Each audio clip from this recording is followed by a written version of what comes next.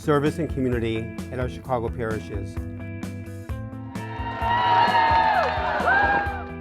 A priest goes the extra mile for charity and embracing asylum seekers.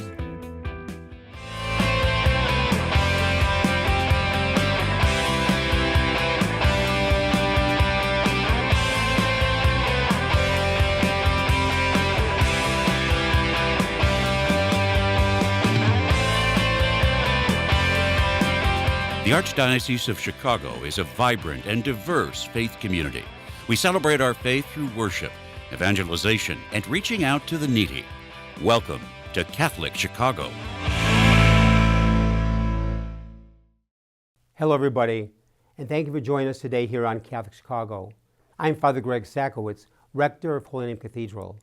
In the book of Matthew, it says, "For I was hungry, you gave me something to eat.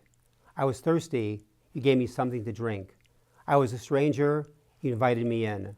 As thousands of migrants continue to make their way to Chicago and other U.S. cities, it's the Church's obligation to provide care for those seeking asylum. Here's a story of how one migrant family was welcomed with open arms.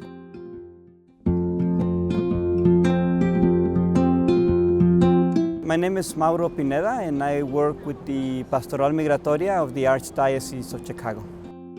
The family that came from Haiti, their story mirrors a lot of the stories of most migrants. So they leave Haiti, they go to Brazil, and then from Brazil they travel South America. So they get to Colombia, and there's a space between Colombia and Panama, and they had to cross the 60 miles of jungle on foot. Over half of the people who travel that jungle, it's called the Darien Gap, they die there. And so they were able to make it. Of course, they had to still get through Central America, then Mexico. They get to Tijuana and they're living in a shelter. The shelters are pretty overwhelmed in Tijuana. The conditions are really bad. When they let them enter the country to begin their asylum, their lives just changed. You could see the smiles on their faces. You could see the kids running around, the parents laughing and so forth. What we did is we connected them with St. John the 23rd Parish, which is in Evanston. And the community came together, provided housing, food, and so many other services. We still have to be, as Catholics, a welcoming community. At St. Sabina's Parish on Chicago's South Side, parishioners fired up the grill and provided meals to hungry asylum seekers housed at the Chicago Police Station.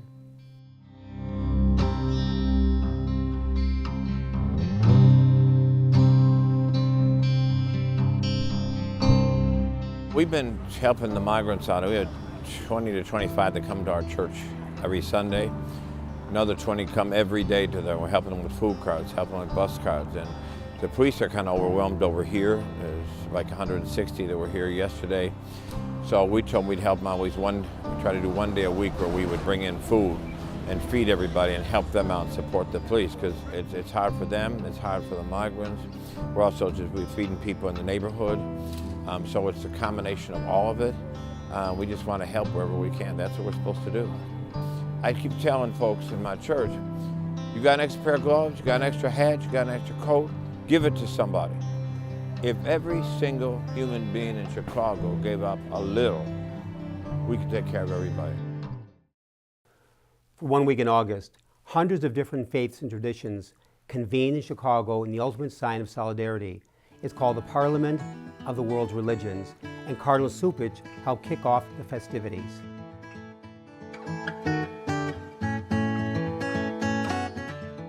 Welcome and warm greetings to you as we gather for this 9th convening of the Parliament of World Religions in Chicago, which is the birthplace of modern interfaith movement.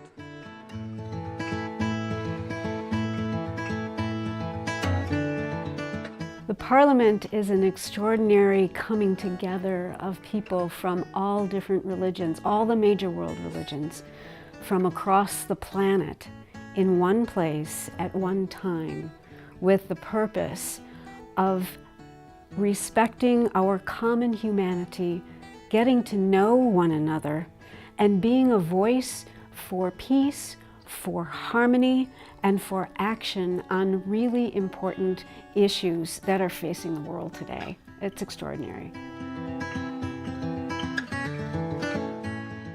The Parliament has long called Chicago home, and I'm grateful to participate in advancing the mission of this respected organization to cultivate harmony among the world's religions and spiritual communities.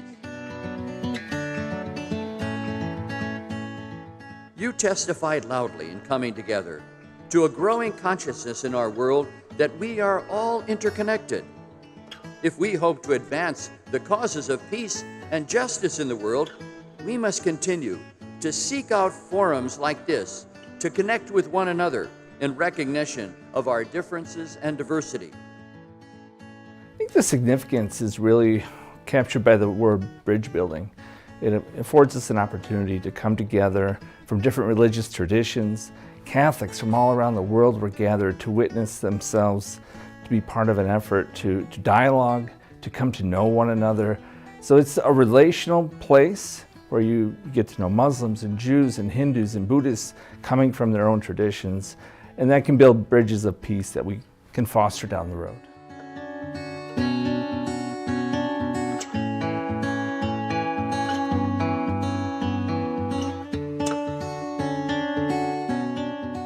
The importance of gathering together as faith communities is so important in a time of great polarization in the world today.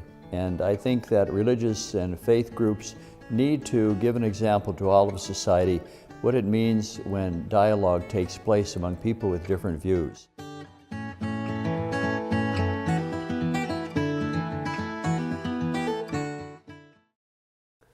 A parish in suburban Riverside is showcasing the giving spirit of the Catholic Church.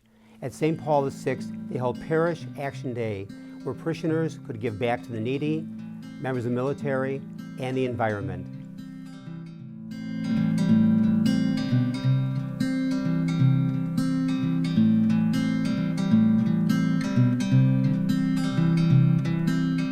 Once a year, we try to get people from our parish to sign up for 8 different service projects that will all be held at the same time on one morning.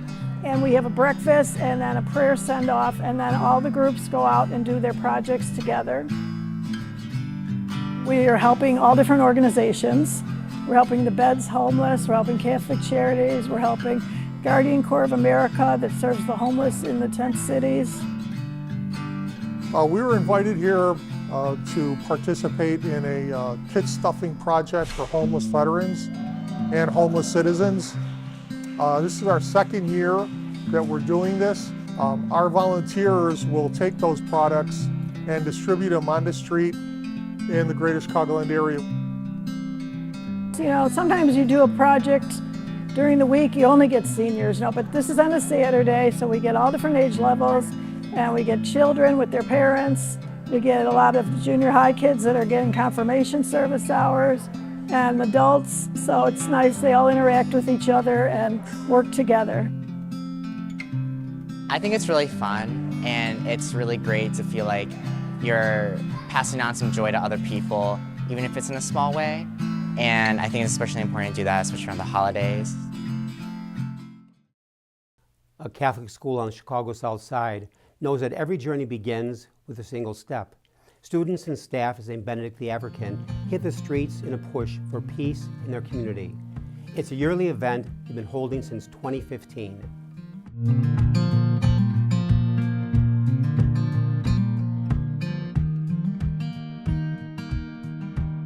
Hi, I'm Jennifer Ferrand. I'm the principal of Academy of St. Benedict the African, and today is our 8th annual prayer walk for peace.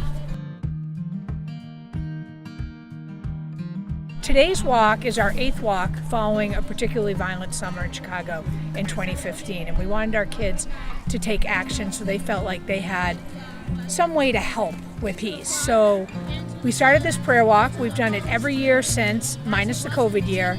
It's just a beautiful way for our kids to show what they believe and feel.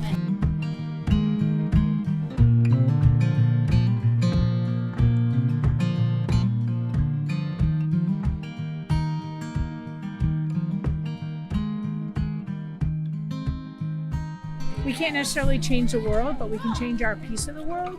And I think we work really hard to make sure that our kids know when they walk in our building they're going to be safe and loved, but they should feel that no matter whether they're in our building or not. Just a beautiful testament to working together and working for a better tomorrow for our kids. Parishes across the Archdiocese are answering a call for peace. In October, Pope Francis urged the faithful to dedicate a day to prayer in response to the crisis in Ukraine and the Middle East. At St. John Brebeuf in Niles, they answered that calling with a special Mass.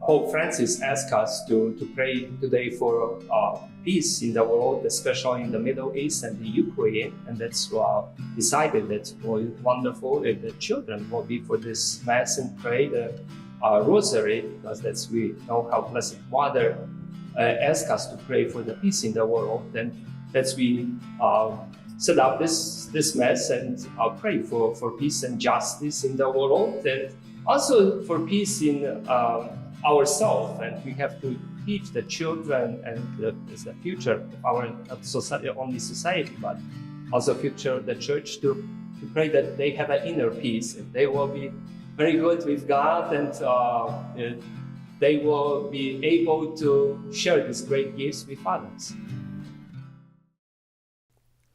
In Chicago, there's a program nurturing the photographic talents of those in need. Since 2002, Catholic Charities, after supervisions, has been handing out cameras to the vulnerable and displaying their flashes of inspiration to the public. Here's a look at that annual event. After Supper Visions is a photographic program that is offered to the Tuesday night guests of the dinner program here at Catholic Charities. The program is to give the guests of the Tuesday night suppers something positive and creative to do. And this is a photography project. We give them cameras, we show them how to photograph, and then we edit their photographs. And then once a year, we have a gallery showing. I think we're providing them with an opportunity to show their creativity and to show the parts of themselves that really are wonderful and not just their needs. The program began with your world needs to be seen by people. Our artists have a very unique vision of our city.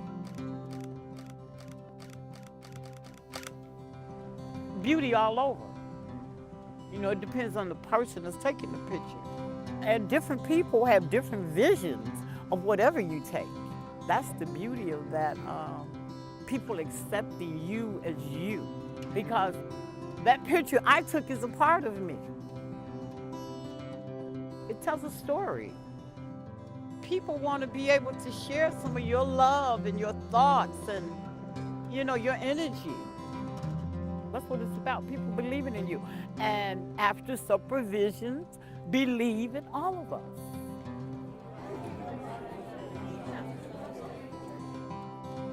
To see the end of this project in an exhibit like this, you know, just brings us to our knees and takes our breath away that it was accomplished, and it's the dinner guest artists. They finished a project from the beginning to the end, and that's what we're most proud of, that they've achieved something and now can stand by their work and be proud and have conversation with the public about their work.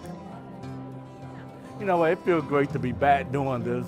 You know, everything getting back to normalcy now. So it's good everybody's back, coming together, having a good time.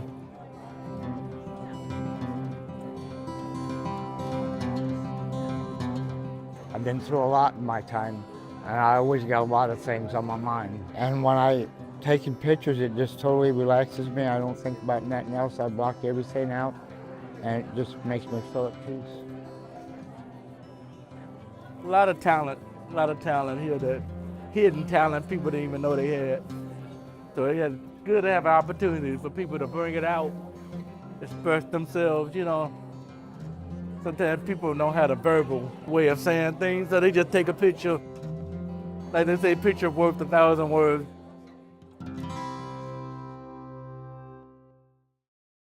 A priest in the Archdiocese is praying for souls, more specifically, the ones on his feet.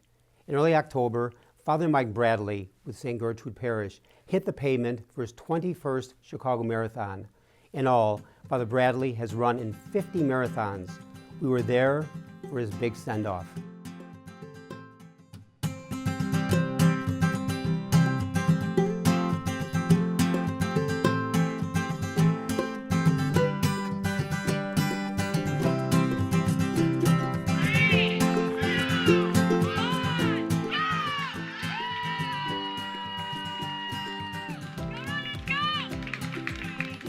Well, today was a pep rally and a fun run and fun walk here at St. Gertrude. And we're here at Heart to Heart, which is a parish outreach to the people of the Edgewater and Uptown community. It's helping senior citizens and shut-ins, providing trips to the grocery store, to the doctor, to church, and oftentimes just a friendly phone call and support for people who are not able to get around so much. Heart to Heart is a great service, great outreach. It'll be my 21st Chicago Marathon, and overall it'll be my 50th marathon. And it's, I can't believe it. I guess people are surprised that a priest is running. I keep a prayer list on my arm of different people who've asked me to remember them in their prayers, and it's good to be able to offer that up and know that they are close to God, and God is close to me as I run. Runner's World magazine was here, which surprised me because I've read some of the articles these people have written. It's good because it's all for the church, it's all for God's people, and it's a nice feeling. Give me an I. Hey. Give me an E. What gets go? I. Where is it? Right there.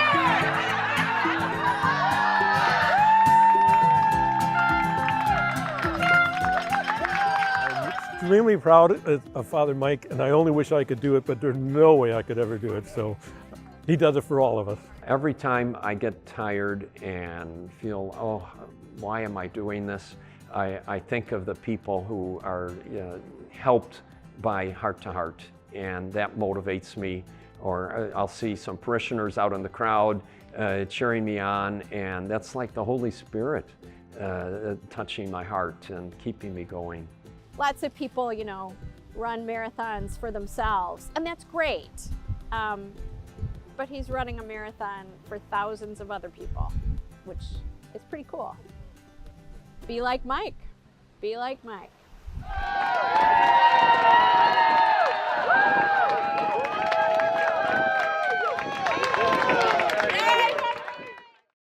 On Veterans Day, we recognize the contributions and commitment from the men and women who have served this country. That show of gratitude was present at St. Peter's Catholic Church in downtown Chicago at a Mass honoring our military members.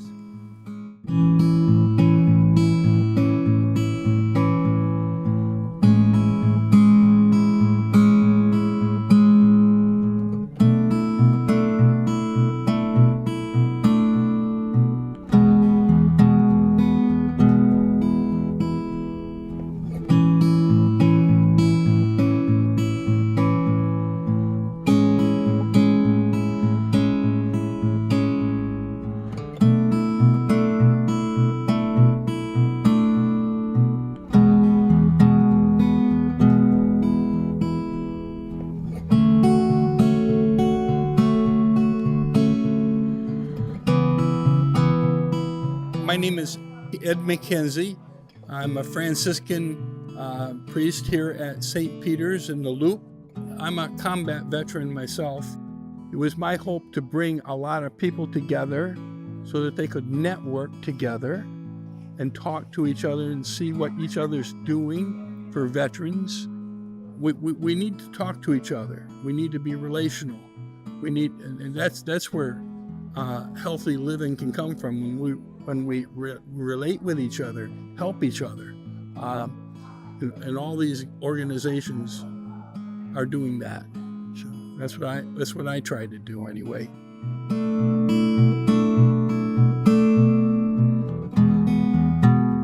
Often our veterans, they return home from combat or war with hidden wounds from a mental health standpoint. So they come to our clinic, they get an evaluation, take care of room, board, food, housing, and we give them the treatment they deserve. In spite of there being a sea of goodwill where everyone wants to help and do this and help and do that, they don't have to call all of these different places to find out where to get that help. They call us.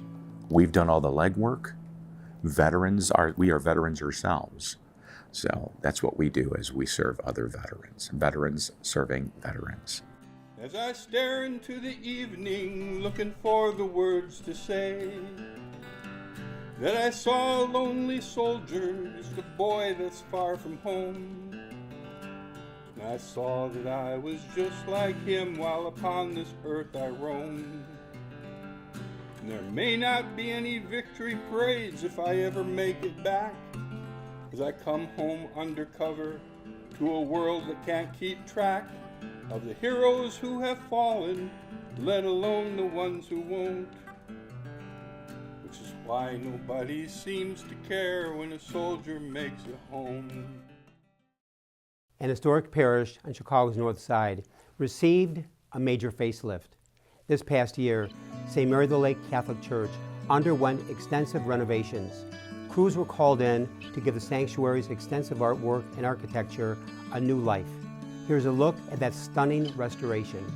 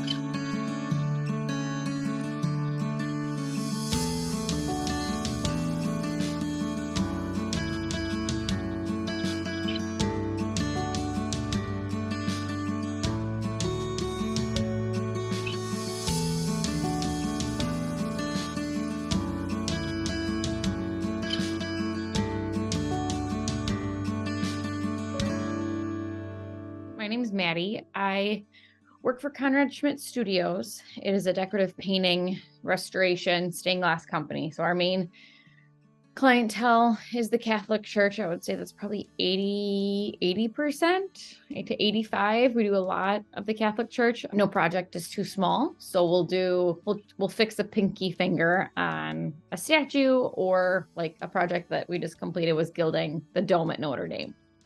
We aren't an architectural company. We try to, at least. We take the existing architecture, because there was an architect in the past that did it for a reason. And we're just trying to enhance and beautify and pull from that the history of either like the surrounding area, the time period, obviously liturgical elements on projects like St. Mary's, and pulling that all in. And we strive to provide the highest quality of communication with our clients, and then also craftsmanship. And receiving an award for preservation and restoration it's an amazing feeling, and having it in the Midwest was just the cherry on top. And I know Father was very pleased too.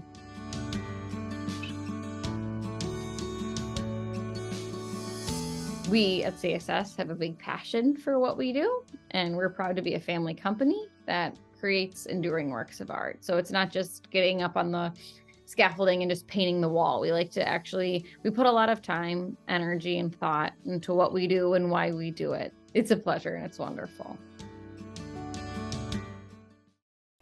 It was a special day for one four-legged friend at Northwest Side Catholic School. Patrick, the Golden Doodle, roams the halls of St. Patrick High School, spreading joy as a therapy dog to the students and staff.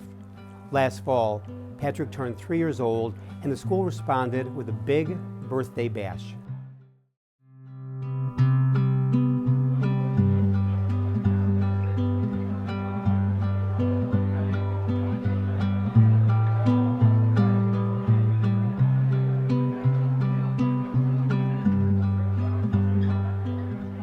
This is Pat's third year with us here at St. Patrick High School, and he's really just like a family member here at St. Pat's. He is just like one of the boys. He, I would say, maybe is not your typical therapy dog. He sort of roams the halls with the boys just like they do. So when these kids come in with things on their mind, or with maybe a little bit of anxiety, or just needing an extra hug, that's what Pat's here for. You know, he does a lot of different things for us, so with some of the transition times we have, like when we have freshmen come in, and obviously there's a certain amount of anxiety there. Patrick is here and is one of the first people to greet the boys as they come in. I think that really brings a smile to their face, calms them down as they go through that transition. I was a freshman coming in on a Wednesday. It's kind of in a bad mood, just got out of summer, it's kind of like Then I saw Pat, he was in here, people were throwing balls. He came up to me right away, and it was just a big change for me. And I wasn't expecting him to be there, and then ever since that day, every Wednesday he comes in, and it's just makes my day. He's a part of this, he's a part of their lives. He comes to the basketball games, he comes to the wrestling meets, because he loves to swim, he's a retriever.